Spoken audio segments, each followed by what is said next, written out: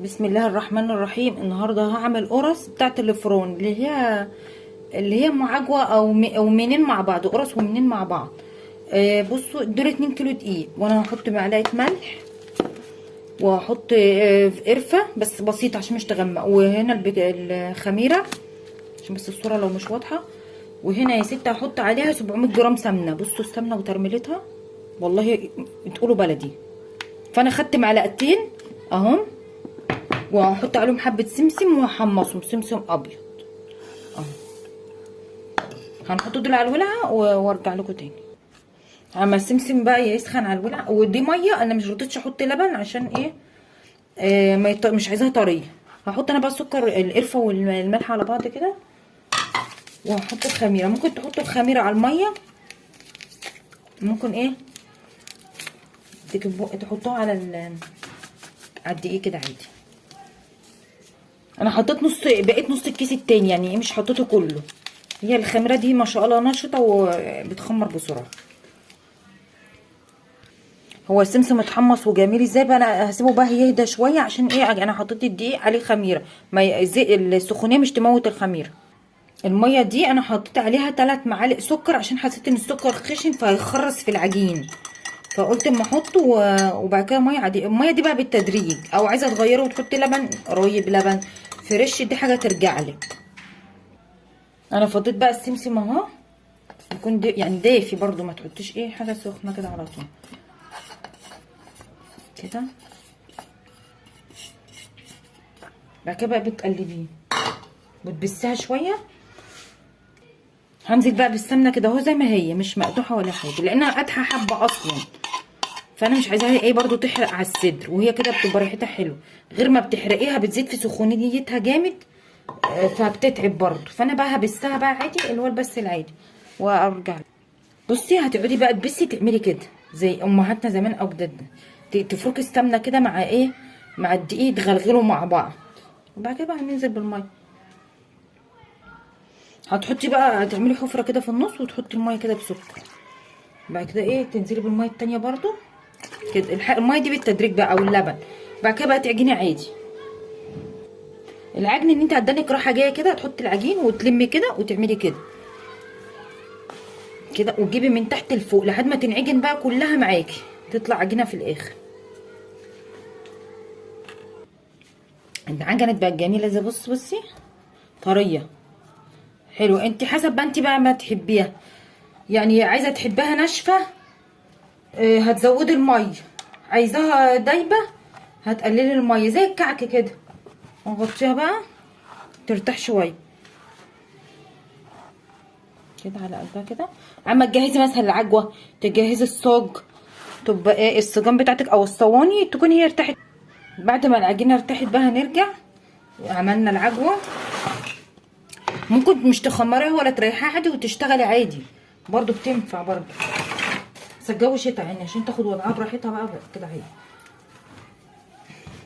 خدنا حته اهي، هتفرديها كده رول او تعمليها بايدك كده حسب ما انت تحبي بقى، او بالنشابه كده. هنعملها دي منين مثلا كده، وهتكوني مجهزه صوابع العجوه وهتحطيها في النص كده. تحاولي ايه تفرديها في النص، ما تجيبيش على الحروف عشان كده كده احنا بنقطع الحرف، يعني ممكن تشيلي حته من هنا كده كده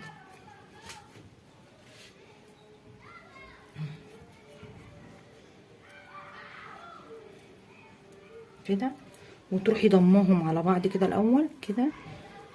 يا رب تكون واضحه كده كده. انا نسيت اقول لكم ان هي 700 جرام 750 جرام سمنه، يعني صفيحه السمنه اللي هي بتتباع دي. لو انتوا عارفين عايزين تعملوها بقى تعملوها، تحطوا الصفيحه بحالها كده. ممكن بالنشابه برضو كده. ممكن بقى بتاعت بتاع ده كده عشان تديكي شكل بس بشكلها روعه. ما عندكيش يبقى بسكينه عادي، كله بقى هيبقى بنفس النظام كده، تديكي شكل العجوه من جوه ومن بره.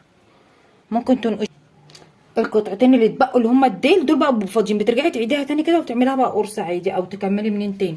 والمنين اللي تعمليه يبقى كله في صينيه واحده منين، عشان يبقى التسويه كلها واحده، ما يبقاش قرصه ومنين مع بعض. القرص تخينه مثلا والمنين ضعيف في التسويه، فمشين صينيه مدهونه زيت عادي، وهترصي بقى كده. هو مش بيعلى لفوق يعني، ممكن ترصيه جنب بعضه كده عادي كده. هوريكي وبعد كده ايه انا هعمل.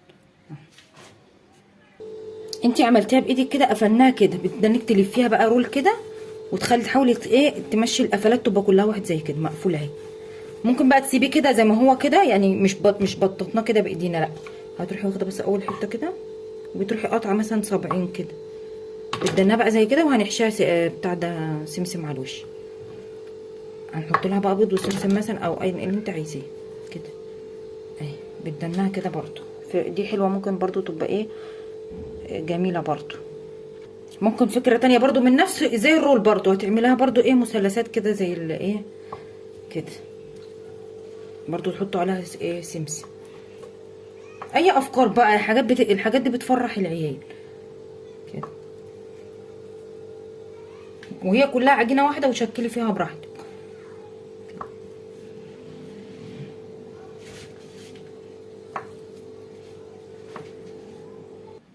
بتجيبي القرصه بدنك تلفيها على ايدك كده لحد ما تنعم زي ما انت شايفاها كده. بصي ناعمه جميله ازاي. بعد كده بتروح عامله صابعك جوه كده كده، بتكوني انت مكوره البلح زي العجوه زي كده، بتروح حطاها وقافله عليها زي السره كده اهي. وبعد كده تعمليها على ايدك كده زي ما انا عملت. هي على الرخامه، بصي اتقفلت ازاي، بس انا بزيدها لك يعني تاكيد ان هي على الرخامه ايه اضمن اهي. اتقفلت من تحت زي من فوق، تبططيها كده شويه بايدك او بالنشابه كده. التكبير والتصغير ده بقى يرجع لك يعني، القرصه ترجع. هتروحي جايبه موس من المكتبه عادي او قطر، وتروحي عامله كده. الموس احسن يعني مش بيخلي العجين يرجع. وتروحي عامله كده اهي، عشان ايه لما تخمر ما تقبقبش. بس المنظر جميل ازاي، حلوه يعني. لو مش عايزه تعملها بالسكينه وبالموس يبقى بالشوكه عادي كده اهي، بتدي منظر برضو اهي، منظرها جميل برضو ما شاء الله. اللهم صل على النبي. دخلتهم الفرن معاكم اهم جمال، عايزتوا بقى اوريهم لكم. اللهم صل على النبي. طلعتها ما شاء الله تحمير جميل جميل. بصوا بس هي كمنها سخنه فالواحد مش عارف يمسكها. ما شاء الله ما شاء الله، فرن زي العسل ما شاء الله. انا هسحبكم. بصوا التحمير روعه روعه والله، وناشفه وجميله ازاي. بس هي سخنه لسه، فبقيه السجان بقى هتطلع واوريها لكم يعني. بصوا هنزق دي كده، الثانيه برضو احمرت جوه شويه اهي، هتطلع ان شاء الله. يا صباح الفل وصباح الياسمين وعلى الجمال والحلاوه، وحاجه فل فل فل، تحمير زي الفل وجميله، ومش عايزه اشيل المنظر والله حلو. ودي بقى تشربوا يعني، تشربوا معاها شاي، شاي بلبن. اللبن ساده حلو للاطفال برضه على الصبح. العيل يقوم يتوضى ويصلي كده، ويغسل سنانه ويتوضى ويصلي، وياخد له كوبايه لبن مع قرصه زي كده قبل ما يروح المدرسه. او يقعد يفطر كده في الدفا كده في البيت. لو ما فيش مدرسه يفطر ويقعد يشوف الواجبات اللي وراه، الالتزامات يعني، كان ترويق اي حاجه، او يقرا قران برضه، يراجع الدروس بتاعته. وحاجه جميله وما شاء الله ما شاء الله، تحفه تحفه والله. بصي التحمير من ورا وناشفه وجميله، مش ايه، انا مش عايزه ابوظ المنظر. بصي يعني ايه، انا عايزاها ناشفه كده، اللي هي ايه مش تبقى ايه يعني فيها طراوه، لا ناشفه جميله كده، بتبقى بتقرمش زي البقسماطه كده، بتبقى روعه وجميله. ولايك وشير واشتركوا في القناه وفعلوا زر الجرس.